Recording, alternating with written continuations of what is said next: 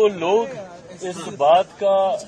हो हल्ला मचाते हैं कि बिहार को विशेष राज्य का दर्जा नहीं मिला, विशेष राज्य का दर्जा नहीं मिला। ये वही विपक्ष के लोग हैं जिनके पास ये जानकारी का अभाव है कि इन्हीं की सरकार में, यूपीए की सरकार में मनमोहन सिंह जी के दौरान ही नीति आयोग में इस तरीके के प्रावधान किए गए थे जिसके बाद किसी भी राज्य को विशेष राज्य का दर्जा मिलना लगभग नामुमकिन के करीब हो गया था। बहरहाल हम लोग की मांग रही थी कि जब तक विशेष राज्य के दर्जे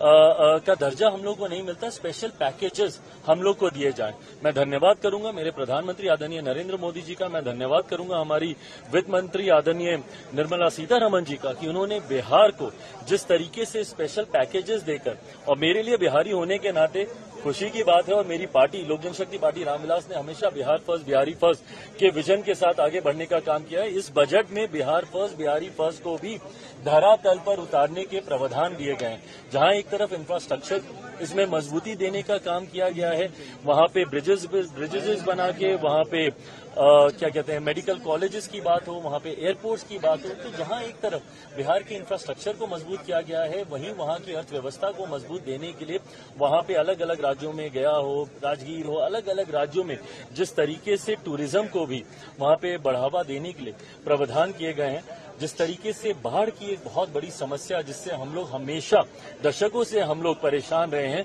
उसके भी समाधान का जिक्र इस बजट में किया गया है। तो मैं मानता हूं बिहारियों के लिए ये बहुत खुशी की बात है और पूरी बिहार की जनता प्रधानमंत्री जी का धन्यवाद करेगी। बट ओवरऑल भी अगर इस बजट को देखा जाए तो पूरी तरीके से समावेशी बजट है। पिछले 10 सालों में भारत की अर्थव्यवस्था, एक मजबूत अर्थव्यवस्था का लाभ हमारे समाज के हर वर्ग को मिले, युवाओं को मिले, महिलाओं को मिले, किसानों को मिले, मध्य वर्ग के लोगों को मिले, इस बात का ध्यान भी इस बजट में रखा गया है। मैं मानता हूं कि एक बजट ऐसा बजट जो युवाओं से जुड़ी सबसे बड़ी समस्या बेरोजगारी का भी जिक्र करता है। एमएसएमई सेक्टर को जिस तरीके से मजबूती देने की बात की गई है, इसमें एमएसएमई सेक्टर एक रीढ़ की हड्डी है हमारे देश की अर्थव्यवस्था को लेकर। तो मैं मानता हूं कि विकसित भारत के निर्माण में ये एक मजबूत नींव की तरह इस बजट को देखा जा सकता है। आप कह रहे हैं समावेशी बजट है, सारे सांसद जो निकले विपक्ष के वो तो कह रहे हैं आंध्रा बिहार का बजट है, ये सरकार बचाने वाला बजट है। इन लोगों को अगर अपने राज्य में अगर गरीब नहीं दिखते, अपने राज्य में अगर इनको किसान नहीं दिखते, अपने राज्य में इनको मध्य वर्ग के लोग नहीं दिखते, अपने राज्य में इनको महिलाएं नहीं दिखती या युवा नहीं दिखते, तो मैं इनकी सोच के ऊपर कोई टिप्पणी नहीं करूंगा। जब इन हर इस वर्ग का जिक्र किया गया तो इस वर्ग से आने वाले हर व्यक्ति, भले वो किसी भी राज्य में रहता हो, उसकी सुविधा का जिक्र किया गया। जब आम आदमी की आमदनी को बढ़ाने का